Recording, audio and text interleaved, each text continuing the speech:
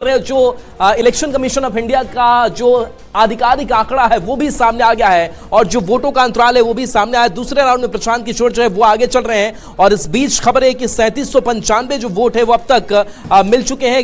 1161 vote से प्रशांत किशोर आगे चल रहे हैं, जबकि नीरज कुमार को अब तक 26 से 34 वोट मिले हैं। 1161 वोट से वो पीछे चल रहे हैं। तीसरे स्थान पर रेखा कुमारी जो है वो राष्ट्रीय जनता दल की बनी हुई, जिन्हें मात्र 664 वोट मिले हैं। वो 3131 वोटों से लगातार जो है वो ट्रेल कर रही है। तो ये आधिकारिक आंकड़ा जो है वो इलेक्शन कमीशन ऑफ इंडिया का है और यही आंकड़ा बताता है कि प्रशांत किशोर अब भी जो है 1161 वोट से आगे चल रहे हैं। जो पहला राउंड था उसमें 861 वोटों से आगे चल रहे थे और दूसरे राउंड में 1161 वोटों से जो है वो आगे चल रहे हैं। यानी कि हर एक राउंड में जो है वो प्रशांत किशोर लीड बनाए हुए हैं। विभा बिल्कुल राहुल, और सीधे रुक कर लेती हूं सहयोगी रवि का। रवि, दूसरे राउंड को लेकर भी अब आंकड़े सामने आ गए हैं, जरा आप अपने तरफ से बताएं कि क्या वो डेटा है, क्या वो आंकड़ा है।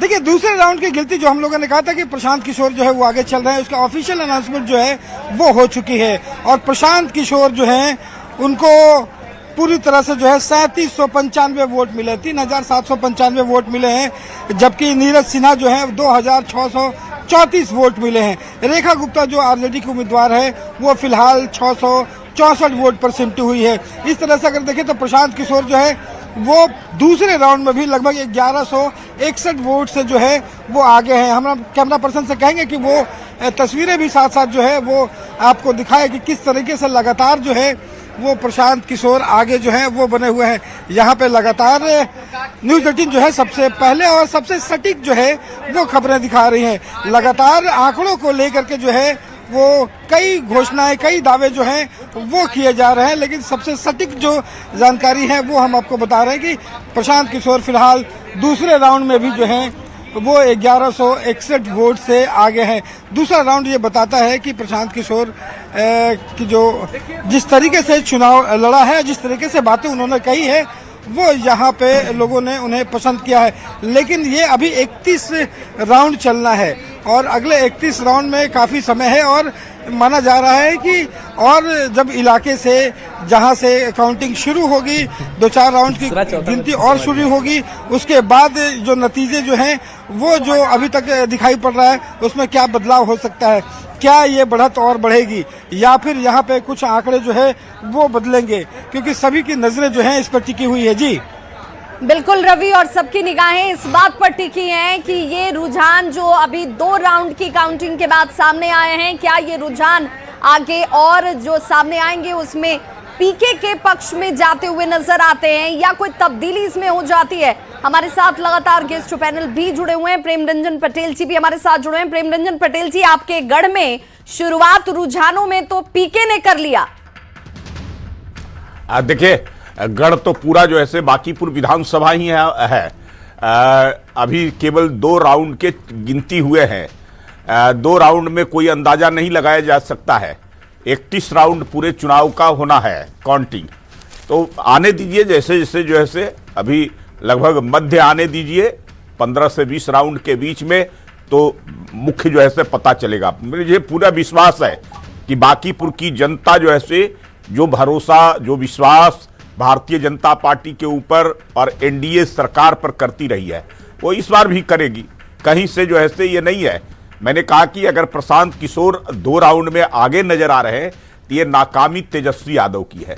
तेजस्वी यादव के कारण ये संभव हो सका है कि प्रशांत किशोर उनके आगे जो है निकल गए हैं। ये तो सेकंड स्थान पर रहना चाहिए था। ये रुझान तो ये दिखा रहा है कि वो राजद तीसरे स्थान पर चली गई। राजद का वोट का ट्रांसफर होना, मैंने कहा कि राजद का वोट का ट्रांसफर प्रशांत किशोर को होना, प्रशांत किशोर जो है आगे हो गए हैं। चलिए अरुण यादव जी हमारे साथ अभी नजर आ रहा है। से भी जरा मैं रिएक्शन ले लूं। अरुण जी, बीजेपी इस बात से फील गुड कर रही है, अभी उससे ये बेहतर लग रहा है कि ठीक है वो अभी आगे चल रहे हैं, लेकिन जो वोट उनको गया जिसमें 2 राउंड में वो आगे चल रहे हैं वो आपके वोट हैं। देखिए विभाजित समय दीजिएगा, आप लोगों की बीमारी है, राष्ट्रीय जनता दल को टाइम देते नहीं, बस 30 सेकंड में ही चले जाते हैं। लगातार बीजेपी जन स्वराज, बीजेपी जन स्वराज। बात को समझिए, आपने आधिकारिक जो है दूसरे राउंड की अभी घोषणा किया कि आगे चल रहे, लेकिन आधा घंटा पहले ही आपने घोषणा किया प्रशांत किशोर की टीम ने बता दिया, दूसरे राउंड में भी आगे। ये कहां से खबर आती है? इसका मतलब हम जो लगातार कहते आ रहे हैं हमारी पार्टी कि ये दोनों जो है शासन के दम पे चुनाव लड़ रही है। इन लोगों का मैनेजमेंट है, सेटिंग है। ए टीम बी टीम, ए team Bhajpa, B team Prashant Kishor Pandey. तब तो चुनाव आयोग से पहले उनको जानकारी है कौन आगे पीछे, जबकि मतदान केंद्र के अंदर किसी के पास मोबाइल नहीं रहता। मुद्दा ही नहीं है सिर्फ तो इसलिए आप सब है आप लोगों के पास। अरे सुनिए, बेचैन मत होइए, सुनिए, स्क्रीन पे लाइए विवाह जी, स्क्रीन पे लाइए जरा अरुण जी देखिए, मेरा सीधा एक सवाल। अरुण जी, आप ही के पास हूँ मैं, आप ही के पास हूँ, आप ही को वक्त दे रही हूँ। मैं ये जानना चाहती हूँ कि क्या आपको इस बात से परेशान नहीं होना चाहिए, क्या इस बात से आपको चिंता नहीं होनी चाहिए कि आपका उम्मीदवार तीसरे नंबर पर चला गया और उसके लिए कहीं ना कहीं आपकी पार्टी ने पूरा जोर नहीं लगाया? किसने किसके साथ सांठगांठ कर ली? क्या इस तर्क के साथ अब जनता के बीच जाएंगे? विभा जी, जनता ने तो हम पर भरोसा जताया है, वोट दिया है, लेकिन भारतीय जनता पार्टी का जो प्रकोष्ठ है चुनाव आयोग, वोट चोरी करके कहां शिफ्ट करता है, ए टीम के पास या बी टीम पर, इस पर निर्णय होगा। अरुण जी, यही परेशानी आपकी है। आप कहते हैं कि आपको मौका नहीं मिलता, मैं कह रही हूँ कि आपको भरपूर मौका मिलता है, उस मौके को आप भुना नहीं पाते ना।